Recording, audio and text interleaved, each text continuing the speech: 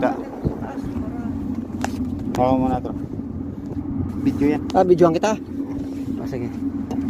Hindi pa ito nakaano, no? Naka-play na yun. Naka-play na. Hello guys. Akit po si Jan dito sa may palo dahil may ayusin siyang Yun, oh. wire dito sa taas. Kaya muna natin So, dyan natin makikita yung galing ni Jan. Susuot muna siya ng safety harness para po in case na mahulog siya o madulas mahulog, safe po siya. Okay, mga guys. Alam nyo na guys ha, ang purpose ng safety harness. Yun. Para sa mga seaman to. O kahit hindi, kahit sa labas, kahit sa lupa. Oo, pwede gamitin. Pwedeng gamitin. Safety first. Dahil ito, medyo mataas-taas to. Guys, pag nahulog siya rito at lumagapak sa baba,